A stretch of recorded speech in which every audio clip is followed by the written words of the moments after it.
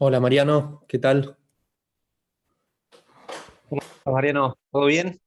Todo bien, gracias por habilitarme ahí la No, reunión. por favor, ahí ya te pasé el rol de anfitrión. Muchas gracias. No, no, hasta luego. Bueno, vamos a esperar al resto de los alumnos. Somos tres hasta ahora. Voy a detener la grabación así después cuando lo suba. Bueno, ahí creo que ya está grabando. Y vamos a empezar hablando un poco de qué se trata esto del derecho internacional público, que el otro día pudieron comentar el problema uno con Fabio y que seguramente les ha iluminado muchos de los puntos que quizá lo puedan vincular con otras materias, pero ahora nos vamos a enfocar concretamente en la materia, en el derecho internacional público y en su significado. Por cierto, disímil al que ustedes están habituados a ver en cualquier otra rama del derecho. No en vano es una materia que se da en el quinto año, en el último año de la carrera, y que posee ciertas particularidades que son necesarias resaltar. A su vez, estas particularidades no hacen que sean antónimos, que sea una rama del derecho que esté ajena o abyecta al resto del derecho, porque parte de la idea misma del derecho. Por eso se llama derecho internacional público, no damos economía internacional o relaciones internacionales o política internacional, sino que es derecho. ¿Y qué es el derecho? La pregunta es, ¿de qué se trata esto del derecho en sí, ¿no? Del derecho desde su versión más realista, que es en donde prima, en última instancia, el derecho internacional público, que es nada más y nada menos que el relacionamiento entre estados primordialmente. Y el derecho en sí no es una idea lógica, sino más bien una idea de fuerza.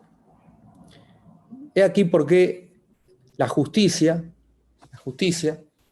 que en una mano sostiene la balanza en donde pesa el derecho, en la otra empuña la espada que sirve para hacerle efectivo. La espada sin la balanza es la fuerza bruta y la balanza sin la espada es el derecho en su impotencia. Se completan recíprocamente. Y el derecho no reina más que en los casos en que la fuerza desplegada por la justicia para empuñar la espada iguale la que se requiere para manejar la balanza. La lucha no es un elemento extraño al derecho. Antes bien, es una parte integrante de su naturaleza y una condición de su idea. Esas eran las ideas que plasmaba, por ejemplo, un autor que ustedes conocerán de otras materias, Rudolf von Jhering, en su libro La lucha por el derecho, en su ensayo titulado La lucha por el derecho. En el marco del derecho interno, esta lucha la podemos ver plasmada nada más y nada menos que, por ejemplo, en el introito de cualquier ordenamiento jurídico, que es el preámbulo de una carta fundamental. La Constitución de la Nación Argentina del año 53 dice: nos, los representantes del pueblo de la Nación Argentina, reunidos en Congreso General Constituyente, por voluntad y elección de las provincias que la componen, en cumplimiento de los pactos preexistentes, con el objeto de constituir la Unión Nacional, afianzar la justicia, con la balanza y la espada, consolidar la paz interior, no nos olvidemos de épocas como la anarquía del año 20 en nuestro país, ahora vamos a hablar del caso de Brasil, proveer a la defensa común, promover el bienestar general y asegurar los beneficios de la libertad para nosotros, para nuestra posteridad y para todos los hombres del mundo que quieran habitar el suelo argentino, invocando la protección de Dios, fuente de toda razón y justicia, ordenamos, decretamos y establecemos esta Constitución para la Nación Argentina. Esas fueron las palabras de los representantes del pueblo de la nación argentina. Y esto se da, en primer lugar, en un contexto de constitucionalismo que emergía naturalmente desde el 14 de julio de 1789 con la Revolución Francesa, o el comienzo de la Revolución Francesa, y que apartaba de las causas que hacían a la paz interior, que hacían al ordenamiento de un Estado, nada más y nada menos que las autoridades eclesiásticas.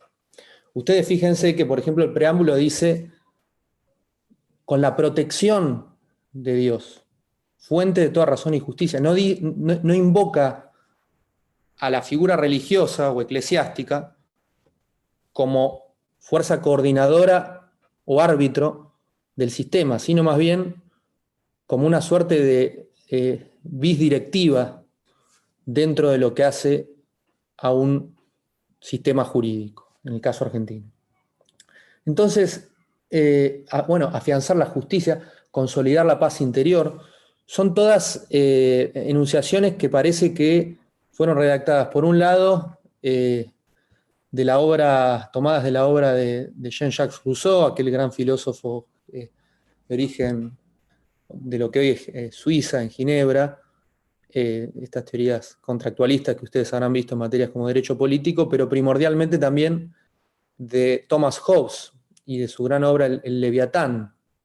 Leviatán, que también se inscribe dentro de una corriente contractualista con ciertas salvedades, pero que primordialmente no hacía más que delegar en un soberano que tenía una fuerza irrevocable de defensa y de salvaguarda de los derechos delegados en él por parte de una comunidad, que tenía atribuciones naturalmente absolutistas y que estas eran encomendadas únicamente en función de la defensa de sus súbditos y dentro del Leviatán, la lucha contra la otra gran bestia. El Leviatán en realidad no es una fuerza maligna, sino que es una fuerza benigna dentro de este gran libro del siglo XVII de Thomas Hobbes, que se da naturalmente dentro del contexto histórico de la Revolución Gloriosa, dentro de la Revolución británica. Entonces, el Leviatán luchaba contra el Behemoth, que era la fuerza maligna y que buscaba invadir y cercenar los derechos de los súbditos del Leviatán. Únicamente era revocable este poder en caso de que el Leviatán no pudiese suministrar y defender a sus súbditos correctamente. Entonces, todo esto no hace más que responder a parangones históricos que en su esencia hacen a lo más crudo de las relaciones internacionales y de las relaciones interestatales, que en última instancia el derecho internacional público lo adopta. Y lo adoptan en un contexto histórico, lo adopta a partir de una evolución histórica.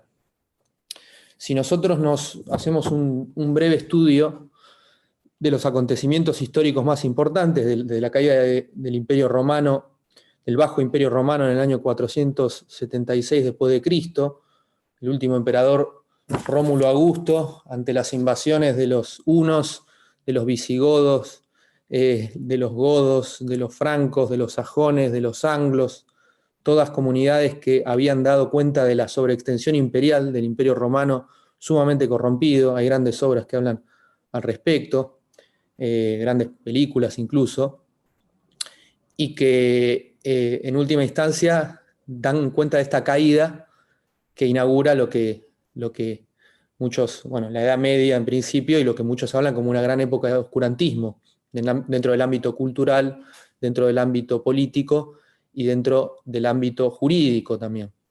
Entonces, todo esto continuó aproximadamente hasta el año 800, existía un territorio europeo muy disgregado.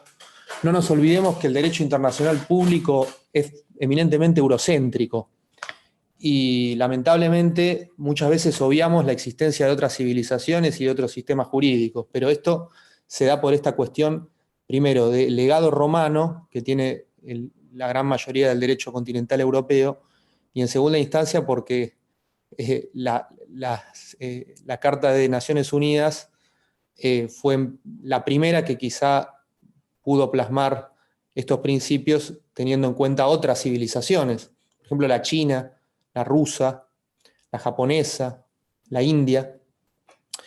Pero el derecho internacional público clásico se da principalmente a partir de esta evolución y de esta concepción histórica de legado romanista.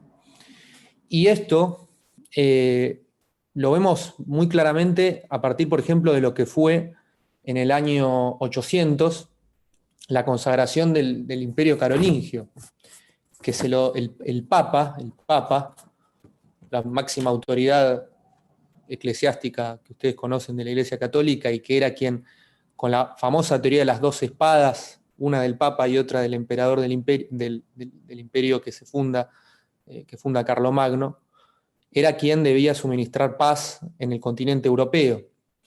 Esto llevó también a una fragmentación muy rápida de este imperio y que finalmente dura únicamente 40 años y volvemos después a una gran época de oscurantismo y redentismo dentro del continente europeo.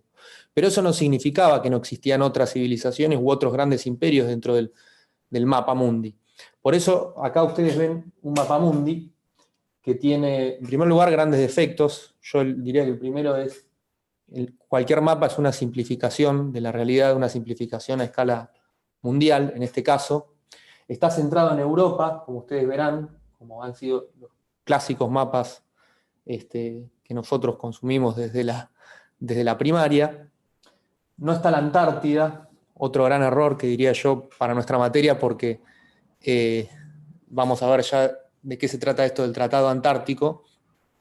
Y también, obviamente, es un mapa que no tiene la forma de geodesia de la Tierra.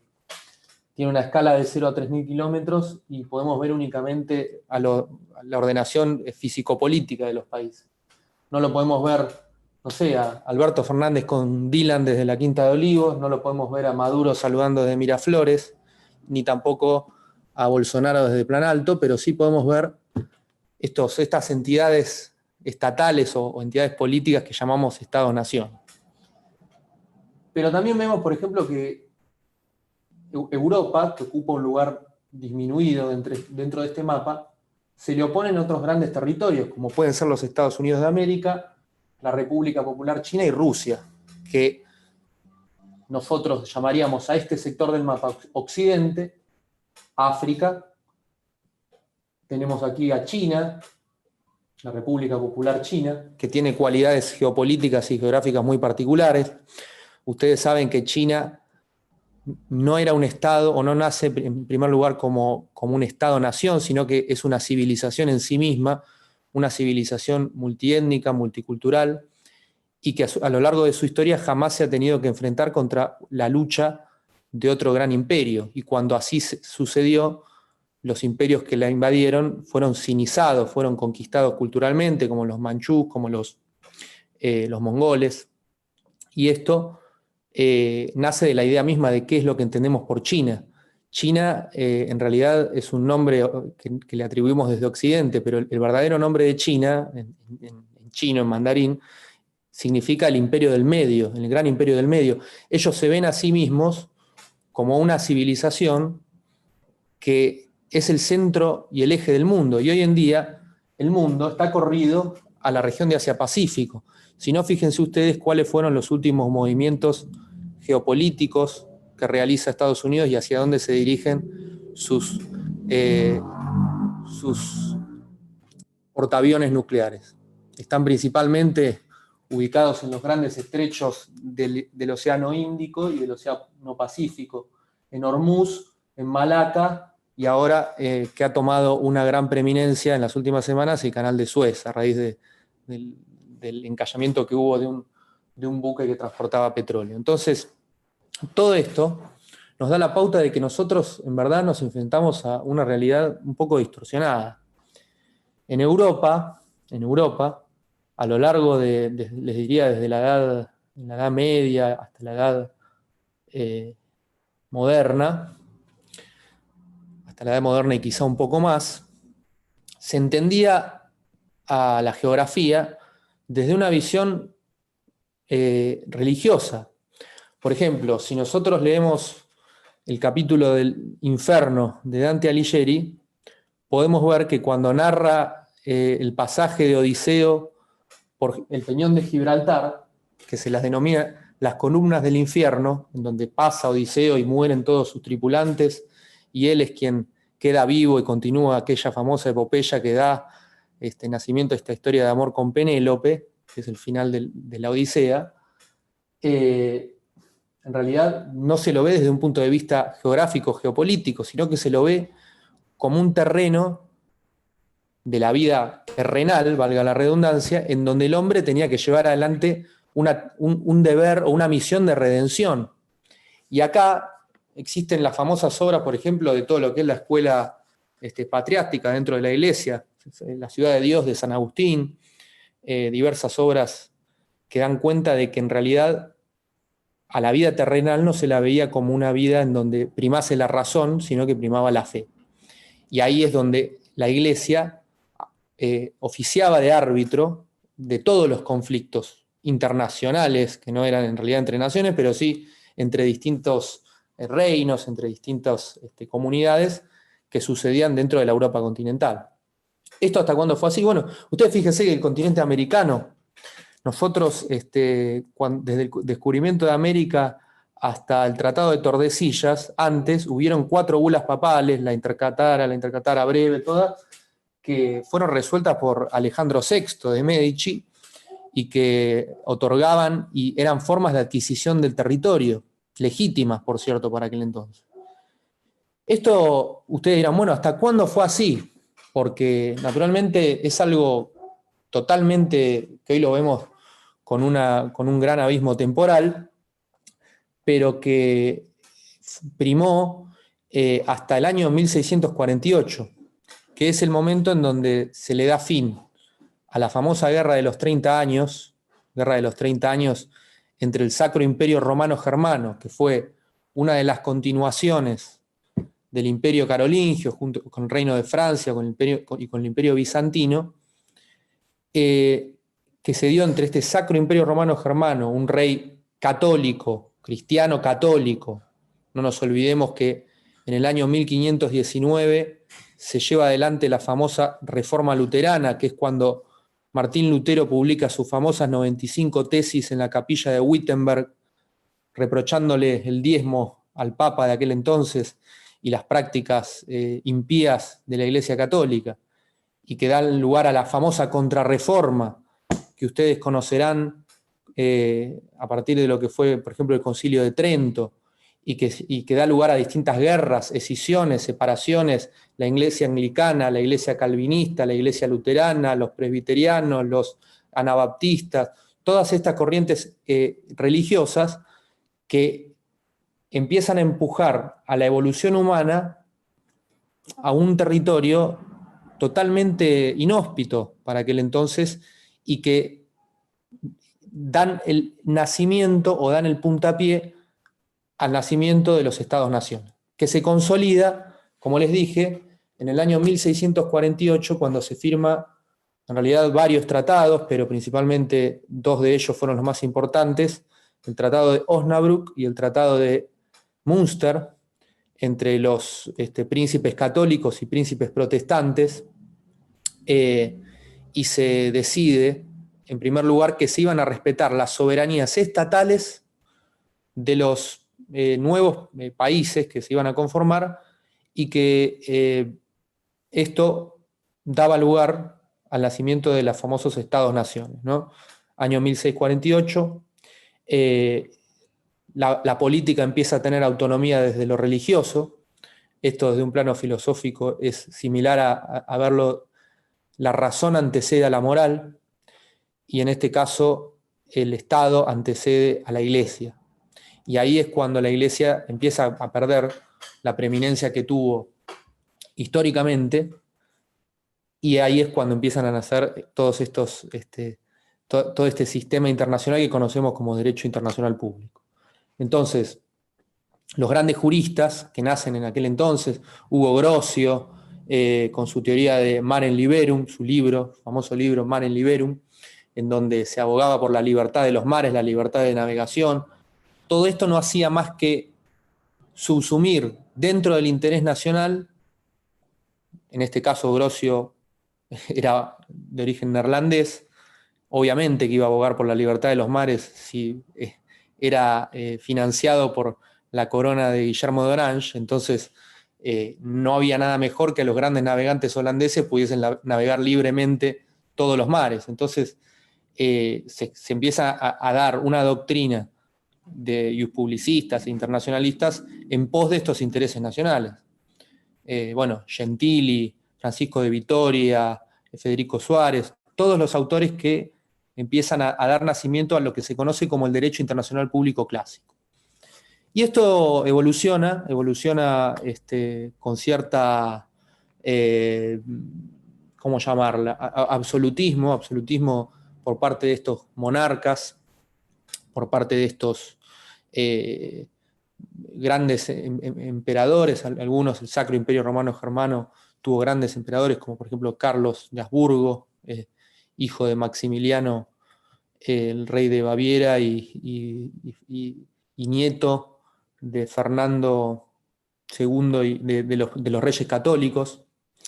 Entonces tenía un nivel de control infernal dentro de lo que era el continente europeo, y que luego llevan a que estos países comiencen a escindirse. Y se escinden principalmente a fines del siglo XVIII.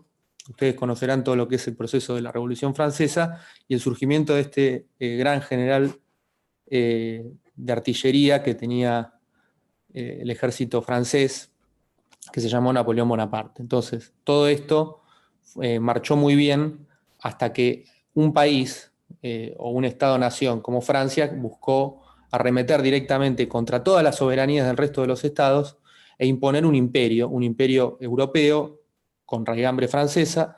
No nos olvidemos todo lo que fue la conquista, por ejemplo, de Italia, de Egipto, de Austria, que llevó adelante Napoleón, la República Cispadana, Traspadana, todos estos, la Confederación del Rin. Napoleón llevó a la destrucción del Sacro Imperio Romano Germano y se atribuyó la soberanía en todos los territorios que antes habían sido parte de un imperio que estaba en completa disminución y prácticamente fragmentado, y que casi que llevan a su conquista de la totalidad del continente europeo. Después de Trafalgar no pudo conquistar Gran Bretaña en el año 1806, y luego de sus grandes derrotas en lo que fueron la batalla de Leipzig primero y luego la batalla de Waterloo, los 100 días que vuelve luego de su prisión en la isla del Elba, y finalmente su muerte en Santa Elena. Y esto, en el año 1815, lleva a que se celebre un congreso en la ciudad de Viena, que se lo conoció como el Congreso de Viena, en donde participaron los grandes embajadores y representantes de los Estados-naciones que habían triunfado en las guerras napoleónicas. Luego se incorpora a Francia, por oficio de su gran enviado, el príncipe Talleyrand, y por parte del emperador Luis XVIII, que lo había enviado a este gran estadista que tenía Francia, y que se negocia, en primer lugar, dos cuestiones muy importantes.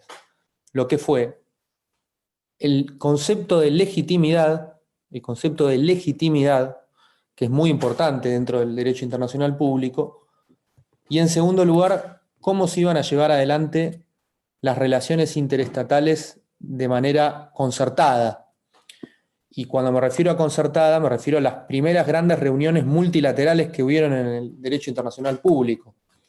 Esto se lo llamó como el Concierto de Europa, porque se celebraban congresos en donde los soberanos podían dirimir sus disputas territoriales, comerciales, de distinta naturaleza, y que esto obviamente daba al nacimiento de un sistema de coordinación, de un sistema ya más acendrado, ya más fortalecido y con cierta periodicidad temporal que uno podría decir, bueno, es más o menos parecido a lo que entendemos hoy como la Asamblea de Naciones Unidas o las reuniones del G20, por ejemplo. Entonces, claro, el Congreso de Viena muchos lo vieron como un principio de restauración monárquico. O sea, estos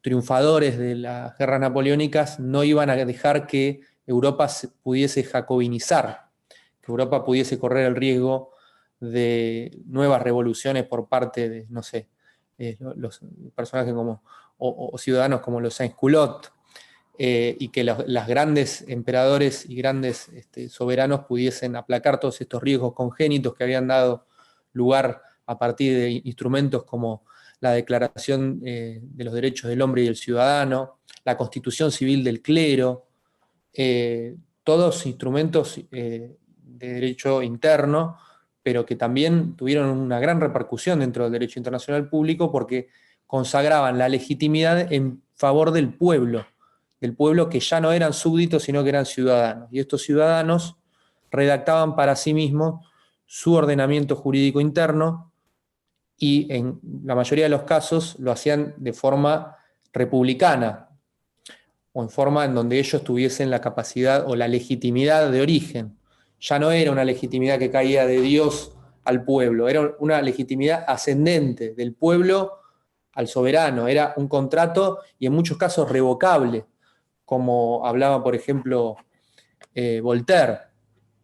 Entonces, estos nuevos contratos, estas nuevas constituciones,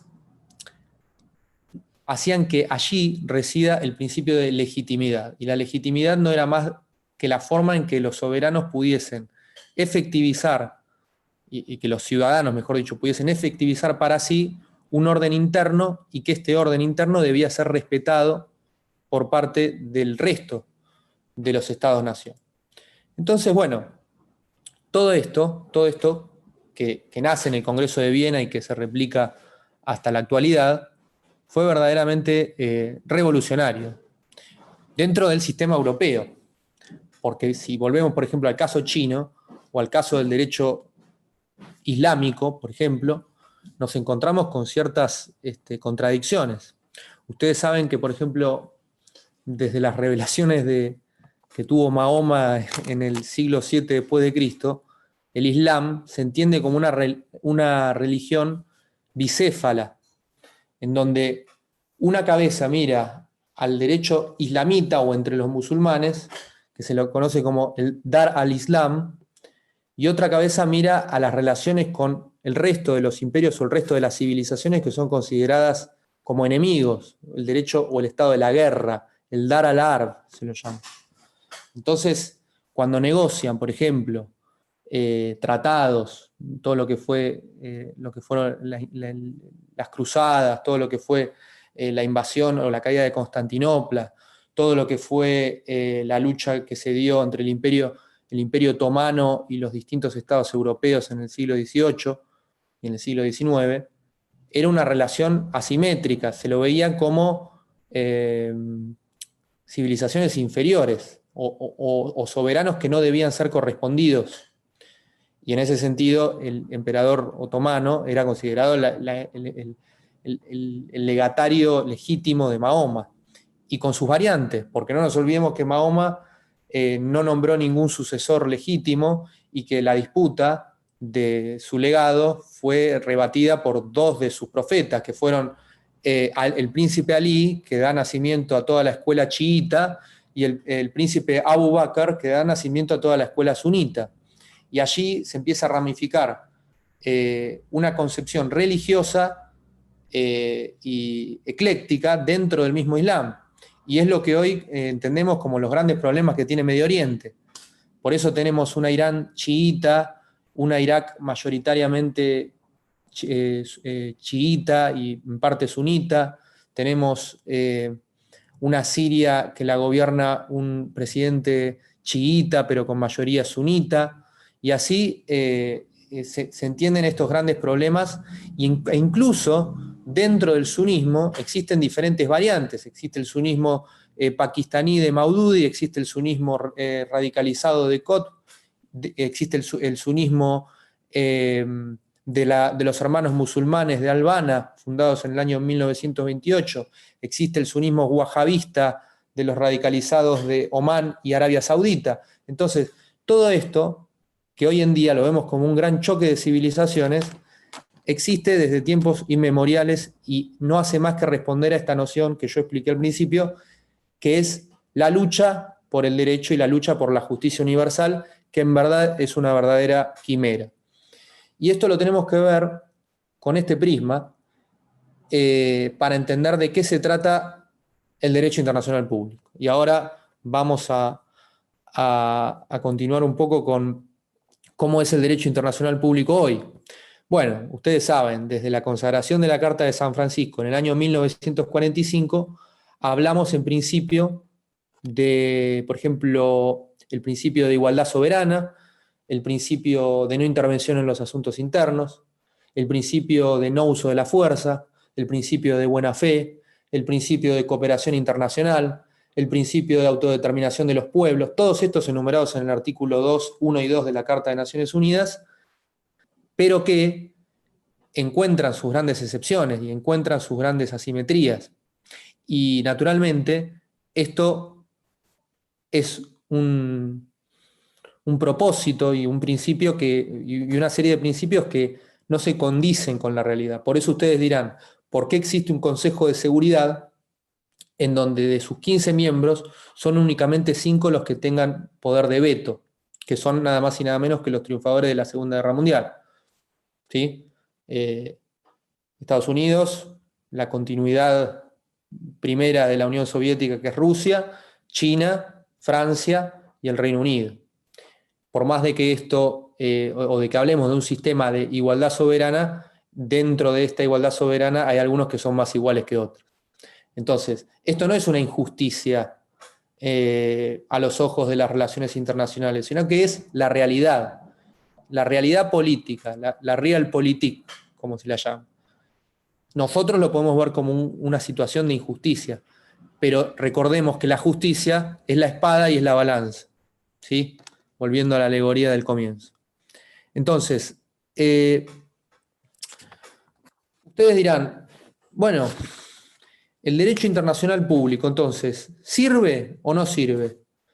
Y podemos hablar de que ha atravesado sus diferentes periodos, sus diferentes momentos de expansión y fragmentación.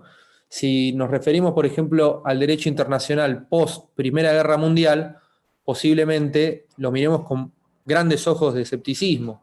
El sistema de la Sociedad de Naciones, la antecesora de la Organización de Naciones Unidas, fue verdaderamente un fracaso. ¿Y por qué fue un fracaso? Bueno, porque creó un sistema de solución de controversias y una normativa absolutamente utópica para la realidad jurídica. Es por eso que, por ejemplo, lo que fueron las invasiones italianas en Abisinia, en Egipto, o los que fueron las invasiones del Imperio de Japón en China, antes de la Segunda Guerra Mundial, no fueron adecuadamente reprimidas y sancionadas por parte del sistema de la Sociedad de Naciones, que exigía una forma de arbitraje después del voto de los miembros permanentes, pero fue un fracaso. Y ese fracaso hizo, primero, que el gobierno o que el Senado de Estados Unidos no aprobase el ingreso del país que había o que había ideado todo este sistema, que fue Estados Unidos, bajo la presidencia de Woodrow Wilson. Por eso se lo llama a esta forma de multilateralismo como idealismo wilsoniano, porque nace de este presidente que es triunfador, o que lleva a Estados Unidos a la Primera Guerra Mundial, que triunfa y que redacta en manos de su secretario de Estado los famosos 14 puntos de Wilson, y que luego no es aprobado o refrendado por el Congreso de los Estados Unidos y que deja a un sistema, a una organización multilateral sin su padre, básicamente. Esto lo continúan los otros estados, Reino Unido, la República de Weimar, Francia, pero no podían arbitrar adecuadamente un sistema sin la necesaria fuerza material, capacidades militares concretamente, para aplacar cualquier conflicto. Entonces, si no existía una verdadera seguridad colectiva. Seguridad colectiva me refiero a que en caso de que se violasen estas normas internacionales o que se utilizase la fuerza ilegítimamente, todos los estados de la comunidad internacional fuesen a reprocharle al Estado violador por este incumplimiento, con sus ejércitos, con la movilización de tropas. Entonces, esto no iba a tener ningún tipo de realidad práctica y naturalmente iba a llevar al fracaso. Y fue lo que terminó sucediendo, por eso tuvimos más de 40 millones de muertos en la Segunda Guerra Mundial. Entonces, luego de la Segunda Guerra Mundial, ustedes sabrán que se da nacimiento a este sistema de Naciones Unidas que consagra los principios que acabo de mencionar. Y que al día de la fecha podemos decir que a sus 75 años, 76 van a ser este año, de nacimiento o de funcionamiento, ha arrojado resultados en principio favorables. ¿Por qué?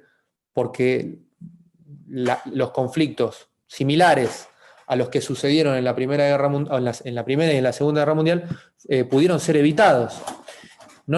Por ejemplo, no nos olvidemos cómo se redacta el preámbulo de la Carta de Naciones Unidas, que dice: nosotros, los pueblos de las Naciones Unidas, resueltos a preservar a las generaciones venideras del flagelo de la guerra que 2 veces durante nuestra vida ha infligido a la humanidad sufrimientos indecibles.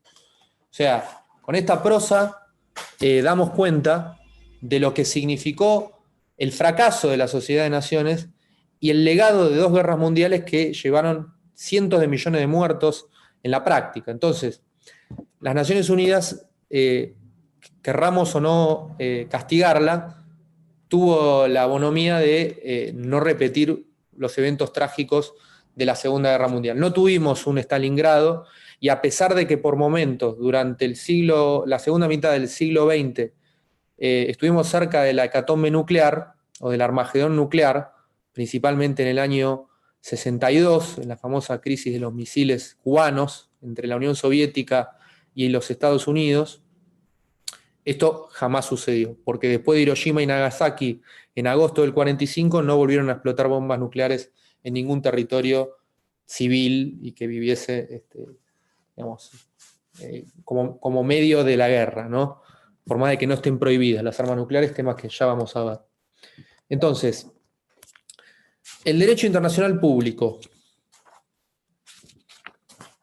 Ustedes me dicen ahora, ¿les resulta un sistema justo o no? Según lo que acabo de decir. ¿Les resulta un sistema que en la práctica es efectivo? ¿Ustedes son considerados idealistas o lo ven más como una entelequia o una forma de organización humana bastante utópica y en verdad creen que lo que prima son las capacidades materiales? Vamos a lo concreto, la economía y la fuerza militar.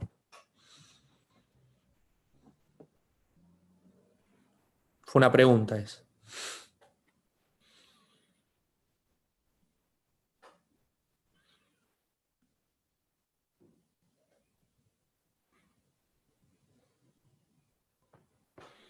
Yo creo que sí.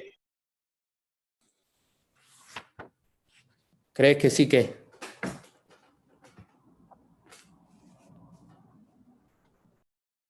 Decilo en portugués si querés. Te damos la licencia lingüística.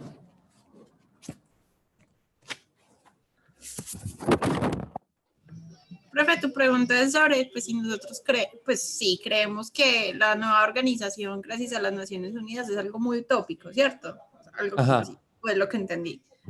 Bueno, o sea, yo digo que ese es el ideal ser, pero es que yo digo que entre más potestad tenga, o sea, o los países tengan como, o quieran seguir, digamos, como en ese afán de crecer y seguir siendo superiores, es muy difícil que lleguemos a un consenso en el que todos estemos de acuerdo. Si bien, digamos, están esos pactos, están los artículos y se deben seguir, y muchas personas, digamos, que pertenecen a las Naciones Unidas, son de obligatorio cumplimiento, pero mira, por ejemplo, que Estados Unidos no ha rectificado muchos de los artículos que hay ahí, como la pena de muerte.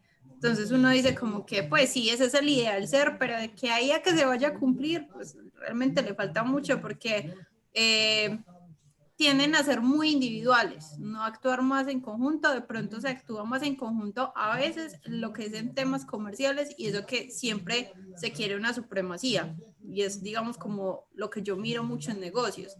Entonces, y digamos que parte a lo que ya son el derecho, pues me parece que sí es algo como muy utópico, es lo que debería ser, pero que es muy difícil que se logre.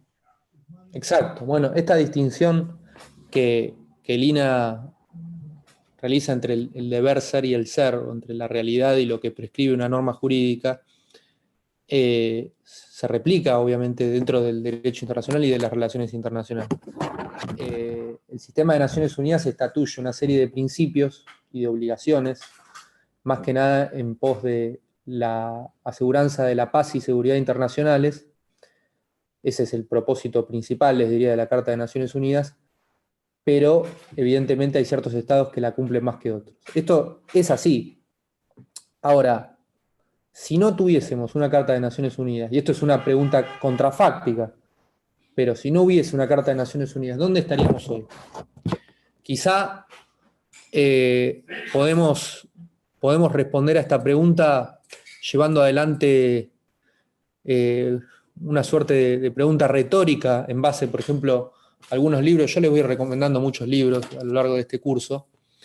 Uno de ellos es este, no sé si lo conocen, se llama La insoportable levedad del ser, de Milan Kundera, un autor checo, hijo legítimo de la primavera de Praga del 68, que se pregunta en este libro, por ejemplo, ¿qué pasaría si tuviéramos que vivir una y otra vez lo mismo por siempre y que esto se repitiera una y otra vez al infinito? Imaginemos, como lo hace el novelista, que las miserias del hombre, todas, ya hubieran sucedido y se repitieran una y otra vez hasta el infinito. Efectivamente, esta idea es insoportable y nuestra razón práctica ejerce una autocensura por razones obvias. No es insoportable, es demencial. Si tuviésemos que repetir un Napoleón, un Hitler, un Stalin, un Hiroshima, un Auschwitz, un Ruanda, una guerra de Bosnia. Por eso recurrimos a la generalidad y recurrimos a abstracciones. Y estas abstracciones se plasman en normas.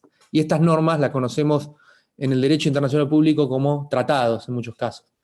La Declaración Universal de Derechos Humanos, el Pacto Internacional de Derechos Civiles y Políticos, el Pacto de Derechos Económicos, Sociales y Culturales, toda una serie de instrumentos que plantean abstracciones dentro del mundo del deber ser que no hacen más que sobreestimar su capacidad y darnos una suerte de refugio, salvaguarda, conducto jurídico para el caso de que se pudiesen llegar a repetir todas estas calamidades que a la fecha han ocurrido y que siguen ocurriendo y que no hacen más que ir en detrimento de estos derechos humanos. Entonces, porque en última instancia son los pueblos los destinatarios de la Carta de Naciones Unidas. Dice nosotros los pueblos de las Naciones Unidas, el preámbulo. No dice nosotros los estados de la nación. Y al ser los pueblos, son ellos quienes, y el individuo en última instancia, quien debe ser preservado. Perdón, Lina, ibas a decir algo.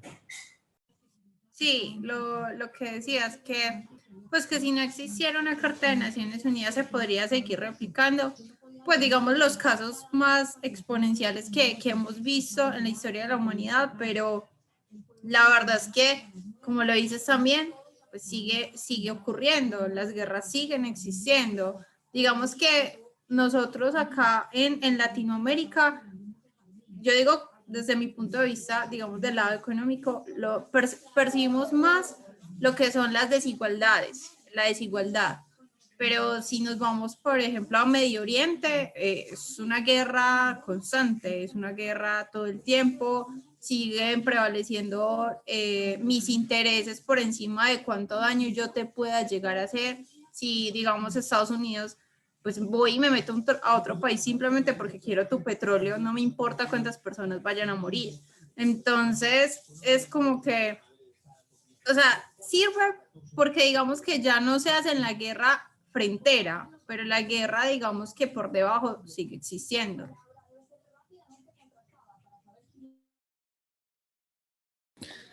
Dije, exacto. Y si nos vamos a China, por ejemplo, ¿cómo entendemos la China de hoy? O el legado de Mao, por ejemplo, sin entender lo que fue el siglo de las humillaciones, como lo denominan ellos, al siglo XIX dentro de China. Un siglo en donde ellos enfrentaron 8 guerras y perdieron todas. Todas las guerras que tuvo China en el siglo XIX las perdió.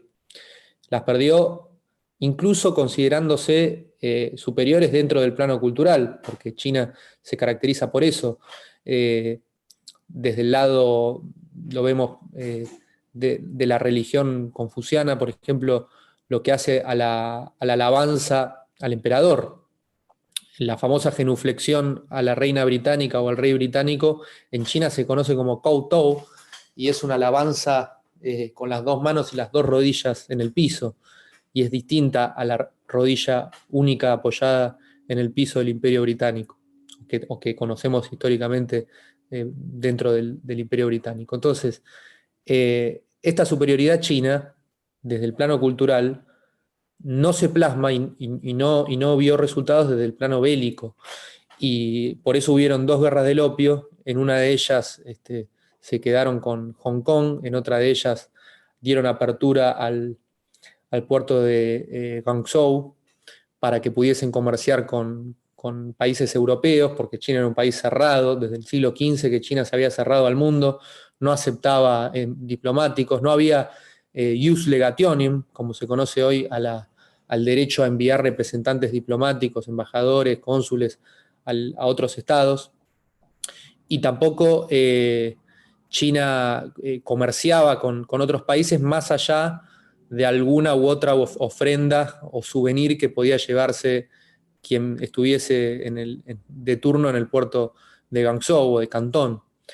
Todo esto, luego de estas derrotas que tuvo China en las 2 guerras del opio, luego en otra guerra con Japón, rebeliones internas, la famosa rebelión de Taiping, la rebelión de los Boxers, la guerra contra el Japón, todas derrotas que le fueron infligidas, que se lo conoció como el siglo de las humillaciones, que con 2 tratados, más que nada el tratado de Nanjing y el tratado de Tanjing, dieron como resultado nada más y nada menos que la caída de la última dinastía Qing. En el año 13 nace la República China y luego en el 49 triunfa la China comunista, Mao. Entonces, al día de la fecha, hoy vemos que China busca reivindicarse en su papel como hegemono internacional o como una de las grandes potencias internacionales, y un poco respondiendo al comienzo de la clase. ¿Cómo van a entender ellos el coronavirus? ¿Cómo van a entender ellos las causas del origen del coronavirus y su responsabilidad en algo que ellos lo ven como un proceso histórico de reivindicación? Lo ven como su ascenso ante el mundo, lo ven como un breve interregno de la historia en donde ellos fueron sometidos por otras civilizaciones, por otros países o por otros imperios, y que ahora ellos son quienes van a llevar adelante con su concepción, con su forma de liderazgo propia, pero van a ser actores principales del sistema internacional. Entonces, es muy fácil verlo también desde Latinoamérica, como dijiste vos, y desde la falta de desarrollo que tienen nuestros estados. Hoy en día hablamos de, por ejemplo, por qué nuestros países no son más receptores de ayuda internacional en el medio de la pandemia. Una pregunta totalmente legítima. Bueno, quizá haya otros lugares del mundo que también han sido postergados y que también se encuentran en esta lucha y que también, de alguna forma u otra, deban ser o no compensados. Y también seguramente hay intereses de las grandes potencias, más que nada, que buscan algún tipo de interés nacional en otros estados y no en Latinoamérica, que hoy no ofrece nada más que problemas. Es la realidad. Si no, miremos lo que pasa en el Grupo de Lima, miremos lo que pasa en el Mercosur, miremos lo que pasa en Brasil, ahora se fue Gregory, pero son la mayoría de las cosas que hoy ofrecemos como región son problemas y no soluciones. Esto, el derecho internacional público lo busca subsanar de alguna forma u otra. A la fecha tenemos más en el debe que en el haber, pero creo yo que es interesante resaltar todas estas cuestiones y también que ustedes se den una idea de cómo funciona el derecho internacional en la realidad, no desde la norma, no desde el deber ser, sino desde el ser, desde la realidad.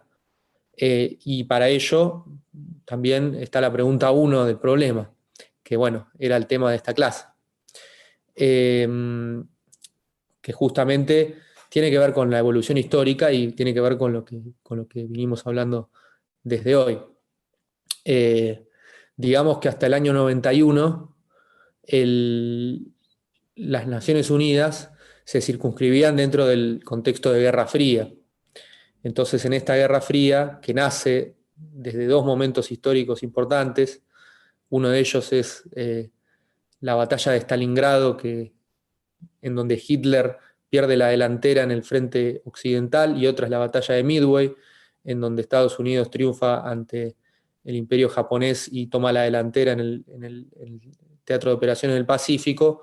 El mundo evoluciona y se da a partir de la imposición o la lucha de 2 grandes bloques, el bloque occidental, capitalista, y el bloque oriental, para llamarlo de alguna forma, comunista, este y oeste. Y esto fue así hasta el año 91. Hoy, con la caída, ya desde el año 91, como dije, de la Unión Soviética, con la redirección que ha tomado el comunismo y la resignificación que ha tomado el comunismo en China, en lugares como Vietnam, en estados, todo lo que fue Alemania Oriental, hoy, por ejemplo, parte de una República Federal Alemana, unida, todos los países de Europa del Este que hacían antes a la Unión Soviética o a la esfera de influencia de la Unión Soviética y que hoy son estados libres e independientes, no hicieron más que multiplicar casi por 4 el número de estados-naciones. Sumado a eso, el proceso de descolonización en el África, en Asia y en Oceanía. Entonces, fíjense ustedes, el sistema de Naciones Unidas nace con 51 países en el año 45. Bolivia, Brasil y Argentina y Colombia fueron miembros fundadores de Naciones Unidas. Y la mayoría de los países latinoamericanos lo fueron. En Argentina casi que no lo somos por cuestiones de política interna, pero más alineadas a Berlín que a Washington. Pero un sistema que nace con 51 países y a la fecha nos encontramos con 193, imagínense cuáles son las prioridades que hoy enfrenta el mundo, que con la pandemia tiene casi 2.000 millones de pobres más. Entonces, eso es un poco las preguntas o los grandes desafíos que nos encontramos hoy, en un sistema que desde el 45 ha encontrado, mediante tratados, mediante costumbres, mediante organizaciones multilaterales, organizaciones regionales, la forma de generar cierta coordinación entre los Estados-nación, pero que no está exenta de estos nuevos problemas o estos nuevos dilemas que se dan desde el plano cultural también, y étnico. Por eso, por ejemplo, la guerra de Bosnia, o la guerra de Kosovo, o las guerras en el África, o lo que sucede en Europa mismo con todos los actos de terrorismo, y en Estados Unidos, o en China, donde hoy existen, por ejemplo, campos de concentración y casi que pasa inadvertido. Toda la región del noroeste chino, que se conoce como Xinjiang, la provincia de Xinjiang, de minoría uigur, musulmana, o de origen musulmán, están siendo sometidos a un exterminio sistemático y están violando, por ejemplo, ni que hablar la Convención contra el Genocidio, la Convención contra la Tortura, todas las cartas de derechos humanos que se proscriben desde Naciones Unidas, y ¿quién le va a aplicar un embargo o una sanción a China dentro de este marco? Nadie.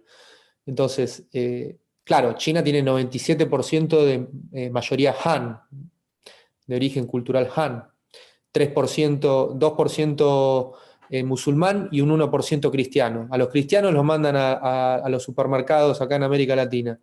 Y al 2% de los uigures los tienen sometidos en campos de concentración. Bueno, todo esto responde un poco a la pregunta de por qué el derecho internacional todavía tiene más preguntas sin responder que soluciones. Pero, para no ser tan pesimista y para no caer dentro de este pesimismo de Milan Kundera y de que la historia se repite, nosotros estamos abocados a estudiar la Carta de Naciones Unidas, a estudiar las fuentes del derecho internacional y a estudiar los sujetos del derecho internacional público. Entonces, en primer lugar, voy a empezar un poco con de qué se tratan las fuentes del derecho internacional público.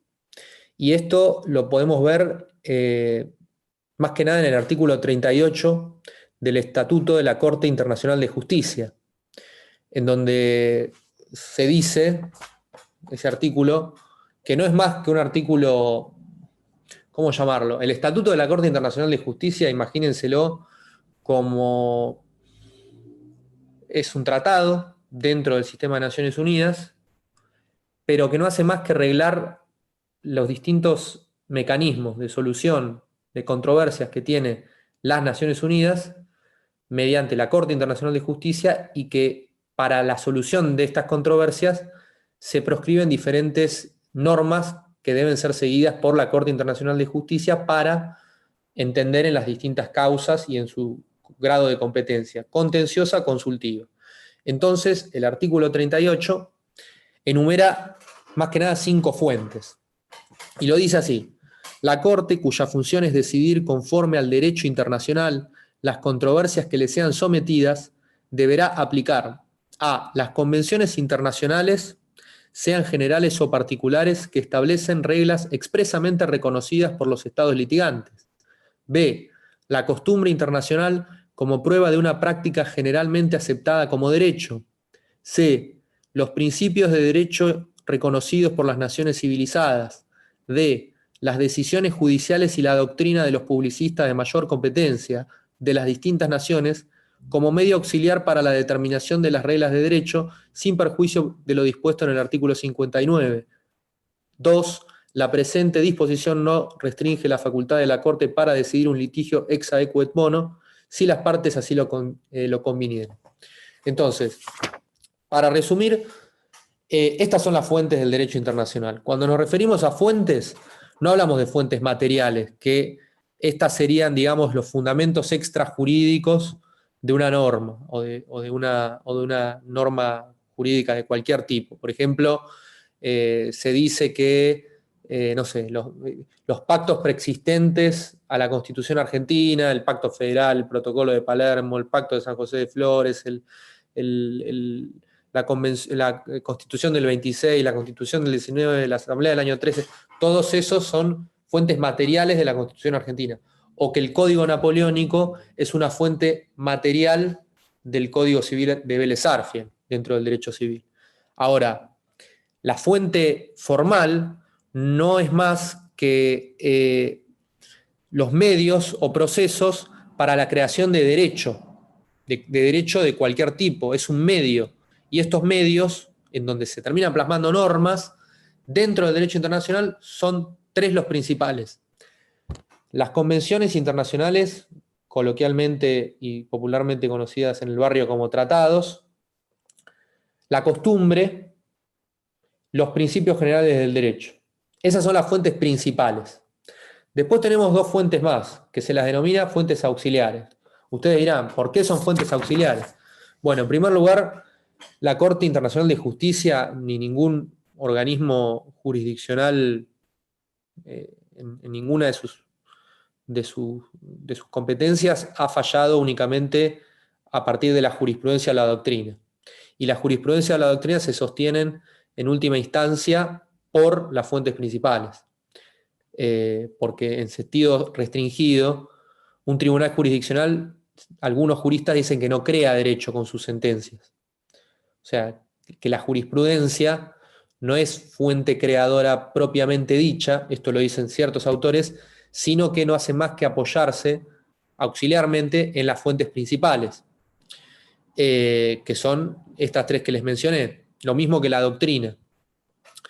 Por eso decimos que en el derecho internacional público no existe la doctrina del precedente, del stare decisis, del derecho anglosajón, sino que la jurisprudencia de tribunales o, por ejemplo, comisiones, la Comisión Interamericana de Derechos Humanos, la Comisión contra la Tortura o diferentes comisiones que emiten algo así como resoluciones judiciales, no son fuentes principales, sino que son auxiliares. Entonces, estas tres fuentes principales que les mencioné, los tratados, la costumbre y los principios generales del derecho, se dan en un marco de enumeración no jerárquica. Es decir, no es que un tratado valga más que una costumbre, por ejemplo, o que sobre una controversia jurídica los tratados primen por sobre la costumbre, o la costumbre prime por sobre los tratados, o los principios del derecho por sobre cualquiera de ellos y viceversa. Sino que se da dentro de un marco, en principio, horizontal, salvo para un tipo de normas, que ya las vamos a ver, que son las normas de jus cogens, o las normas imperativas de derecho internacional general, aceptadas y reconocidas como tales por la comunidad internacional en su conjunto, que no admiten acuerdo en contrario y que únicamente pueden ser reemplazadas o derogadas, según dicen ciertos autores, por una nueva norma imperativa. Les doy un ejemplo: la piratería o la esclavitud.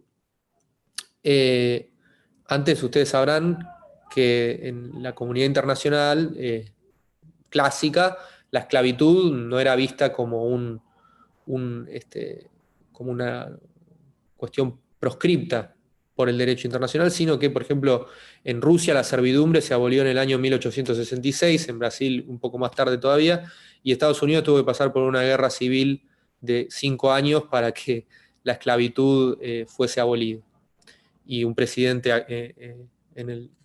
a cuestas. Entonces, esto evidentemente evolucionó, porque hoy la esclavitud universalmente entendemos como norma imperativa de derecho internacional general que está proscripta, ¿no? No pueden existir relaciones en donde un ser humano sea parte del patrimonio de otro ser humano y que se pueda disponer de él material y jurídicamente como una cosa, que eso es la esclavitud. Entonces, bueno, fue una norma imperativa la que prohibió esta práctica, ¿no? O la piratería. La piratería, desde su sentido clásico, antes eran vistos como corsarios o vándalos de los mares, y luego la costumbre llevó a que se prohíba esta práctica, y que hoy, por ejemplo, se vea reflejado en la Convención de Derecho del Mar, ¿no? Que directamente lo considera un delito internacional. Entonces, todo esto nos habla de que existen normas que están por encima de otras, por lo menos desde un plano metajurídico. Y que, si bien la Corte Internacional de Justicia, por distintas cuestiones, no lo ha manifestado abiertamente, porque en sus fallos la Corte Internacional de Justicia no ha utilizado el concepto normas de jus cogens, por motivos más que nada políticos, pero sí ha hablado, por ejemplo, de principios intransgredibles, sí ha hablado de normas vinculantes para todos los estados de la comunidad internacional, como puede ser la opinión consultiva sobre las consecuencias jurídicas de la construcción del muro en Palestina del año 2003, de la Corte Internacional de Justicia, o como puede ser la opinión consultiva sobre Timor Oriental, o como puede ser el caso Barcelona Traction del año 77, 70 y largo, creo que 78, de la Corte Internacional de Justicia.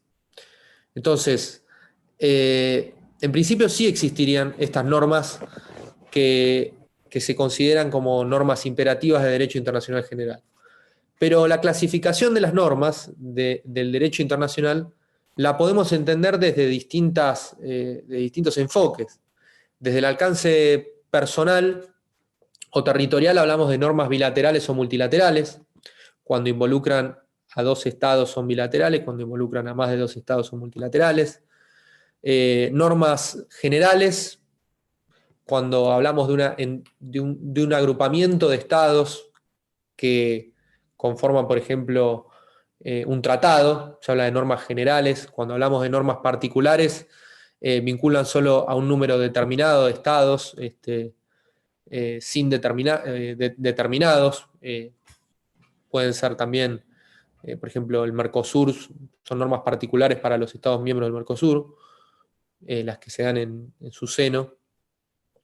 Podemos hablar de normas regionales, por ejemplo, las que se dan en el ámbito interamericano. Podemos hablar, según sus características, de normas sustantivas o normas procedimentales. Las normas sustantivas son las que establecen derechos u obligaciones para los estados,